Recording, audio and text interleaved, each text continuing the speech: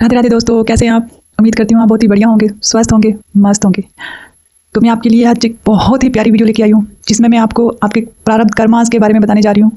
जो हमारे साथ हो रहा है बचपन से अब तक, हमारे साथ जो हुआ, जो घटनाएं हुई, जिन्हें देखकर, जिनके बारे में सोचकर हम दुखी होते हैं, वो सब एक सेटलमेंट है हमारा, और वो कुछ नहीं है। और कैसे सेटलमेंट कैसे है, इस वीडियो में अंत तक बने रहिएगा। मैं बहुत ही अच्छे तरीके से आपको समझाऊंगी कि सेटलमेंट कैसे है। तो पहले तो तहे दिल से मैं आप सब लोगों का धन्यवाद करती हूँ मेरी वीडियो पर आने के लिए, और मेरी वीडियो को लाइक शेयर करने के लिए, और मेरे चैनल को सब्सक्राइब करने के लिए। Thank you so much. तो चलिए शुरू करते हैं वीडियो को कि सेटलमेंट कैसे है। मैं एक एग्जाम्पल के थ्रू आपको बताती हूँ। कई बार ऐसा होता है, सिर्फ मेरे साथ भी कई बार हुआ है, और आप लोगों के साथ भी हुआ होगा कहीं ना कहीं। जब आप मेरी वीडियो देखेंगे और उस पर विचार करेंगे ना, तो आपको अपने आप पता चल जाएगा कि क्या हुआ, कैसे हुआ। तो कई बार होता है कि हम कुछ करने की कोशिश करते हैं, कुछ काम करने की कोशिश करते हैं, कुछ स्टार्ट करते हैं, कुछ स्टार्टअप करते हैं, और हमारा काम नहीं चलता। हमारा लगाया हुआ पैसा चला जाता है। हम किसी को पैसा देते हैं, वो इंसान हमें पैसा वापस नहीं देता, या फिर कोई चीज़ खरीदते हैं और उसका नुकसान हो जाता है, या फिर हमें कुछ गलत चीज़ मिल जाती है। तो ये सब जो चीज़ें होती है ना, हम अच्छा करने के लिए कुछ करते हैं और वो गलत हो जाता है। तो वो गलत कुछ नहीं होता, वो सब एक सेटलमेंट होता है। सेटलमेंट का मतलब कि कुछ पुराने कर्मास थे हमारे। पुराने जन्मों में हमने किसी से कुछ उधार लिया था, किसी को कुछ जो हमने उधार लिया जरूर था, लेकिन हम उसका उधार चुका नहीं पाए थे। या तो हमने उसका दिया नहीं होगा, या फिर लेने के बाद कुछ ऐसा हुआ होगा कि हम कहीं चले गए होंगे, या हमारी आत्मा ने शरीर छोड़ दिया होगा, हम उसका पैसा दे नहीं पाए होंगे। और उन्हीं चीज़ों को, उन्हीं कर्म को, उन्हीं प्रारब्ध कर्मों को सेटल करने के लिए वो सब चीज़ें होती है। हमारा लिया हुआ पैसा वो उस समय नहीं, अगले जन्म में भगवान की किसी न किसी रूप में बनाए हुए उन कर्मा, उन प्रारब्ध की वजह से वो हमारे हाथों से फिर से निकलता है और उस इंसान तक पहुंच जाता है जिसका हमने लिया था। और हम सोचते हैं हमारा पैसा बर्बाद हो गया, हमने वो काम किया था, हमारा काम चला नहीं। नहीं, ऐसा कुछ नहीं हुआ। जो हमारी हक की कमाई होती है ना, वो हम तक पहुंच जाती है, चाहे वो कैसे करके भी आए। वो अगर हमने कहीं मेहनत की है, हमने कहीं सच्चे दिल से मेहनत की है ना, तो वो मेहनत की कमाई हमारे तक पहुंचेगी। उस काम के माध्यम से नहीं तो किसी और माध्यम से आ जाएगी, लेकिन वो आएगी हमारे पास। लेकिन कुछ ऐसा होता है कि हमने पिछले जन्मों में किसी का कुछ लिया हो। ये सब चीज़ें एक पैसे पर लागू, एक पैसे का तो मैं आपको एक एग्जांपल दे रही हूँ। आज हम कह देते हैं, जैसे कि रील्स बनती है, उसमें भी हमें बताया जाता है कि किसी सास ने बहू के साथ ऐसा किया, वैसा किया। तो वो सब हमारे प्रारब्ध कर्मा से, शायद हम पीछे उसी औरत के साथ कुछ ऐसा करके आए होंगे, जिसका बदला लेने के लिए।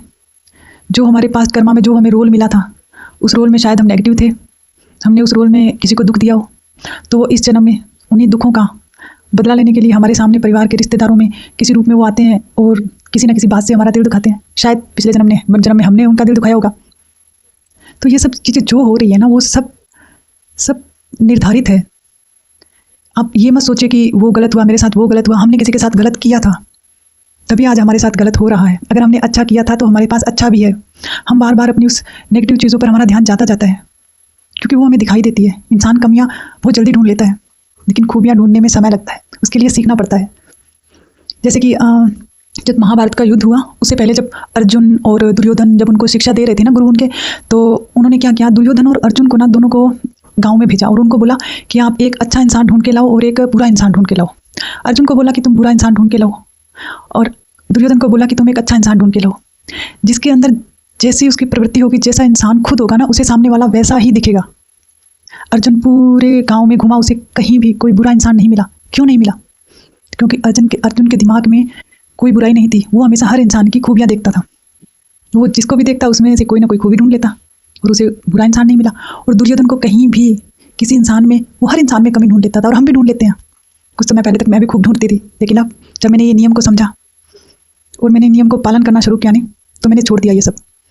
तो वो दुर्योधन नहीं ढूंढ पाया उनमें कोई भी अच्छाई, हर इंसान में उसे बुराई दिखी। जब वो दोनों वापस आए तो अर्जुन से पूछा कि तुम लेकर नहीं आए किसी बुरे इंसान को? तो उसने बोला कि मुझे कोई बुरा इंसान मिला ही नहीं गुरुदेव। लेकिन दुर्योधन ने कहा मुझे कोई अच्छा इंसान नहीं मिला। बुराई और अच्छाई हमारे ही भीतर है। उसे हमारे जो जैसा हमारा देखने का नजरिया होगा ना, वैसे ही हमें सामने इंसान दिखेंगे। मैंने किसी कथा में, या मैंने एक बार सुना था कि जैसे कि त्रेता युग में क्या था कि सतयुग में ऐसा होता है, 4 युग है, सतयुग, त्रेता युग, द्वापर युग और कलयुग। तो जो सतयुग था ना, सतयुग में कहते हैं भी एक अलग लोक होता है, भगवान देवताओं का एक अलग लोक होता है, सभी इंसान वहाँ अच्छे होते हैं। लेकिन जब त्रेता युग आया ना, तो उसमें क्या है, एक एक अलग देश है, एक अलग राज्य है जहाँ बुरे इंसान रहते हैं और एक अच्छे इंसान का एक अलग राज्य है। एग्जाम्पल के तौर पर कुछ ऐसा सुना था मैंने। और जब आया द्वापर, तो द्वापर में क्या है कि एक ही घर में अच्छा इंसान भी रह रहा है और बुरा इंसान भी रह रहा है। लेकिन उसके बाद आया कलयुग। कलयुग में क्या हुआ कि वो जो बुराई और अच्छाई दोनों इंसान के अंदर आ गई। और वही बुराई और अच्छाई, कई बार ऐसा होता है कि हम प्रारब्ध कर्मा से हमारा सोच विचार, हमारी जो प्रोग्रामिंग पीछे से हमारे सोल के साथ जो भी हमारे कर्मा जाते हैं, अगर उसमें हम पिछले कर्मों में हमें हमारा सोच, हमारी विचार कुछ ऐसी रही है जिसमें हम सिर्फ लोगों की कमियां देखते थे, तो वही इंसान जब अगला जन्म होता है तो उसमें उसकी वो कमियां वैसे ही उजागर होती रहती है। और जो इंसान अच्छा होगा, अच्छाई ढूंढता होगा, वो बचपन से अच्छाई ढूंढेगा सब में। लेकिन ये भी संभव है कि हम बदल सकते हैं। बदलना मुश्किल नहीं, पर आसान नहीं है, पर थोड़ा सा मुश्किल ज़रूर है, क्योंकि उसके लिए हमें टाइम देना होगा, खुद के बारे में सोचना होगा, खुद को परखना होगा। जब हम खुद को परखेंगे, खुद के पास्ट को देखेंगे, क्या हुआ, कैसे हुआ और कहाँ गलतियाँ हुई, जब हम इन चीज़ों के बारे में अच्छे से सोचेंगे ना, तो धीरे धीरे सब कुछ अपने आप बदलना लग जाएगा। तो थैंक यू सो मच। मुझे लगता है आपको मेरी बात अच्छे से समझ आ गई होगी, और नहीं आई है तो प्लीज़ आप कमेंट करके मुझे बताइएगा। मैं इस टॉपिक पर आपके लिए एक छोटी सी वीडियो और लाने की कोशिश करूँगी, जिसमें मैं आपको और अच्छे से इसको समझा सकूँ एग्जाम्पल के माध्यम से। Thank you so much. Like कीजिएगा, वीडियो को शेयर कीजिएगा, ताकि हर इंसान तक अच्छी वीडियो, अच्छी चीज़ें, अच्छी बातें पहुँच सके। थैंक यू सो मच यहाँ तक बने रहने के लिए।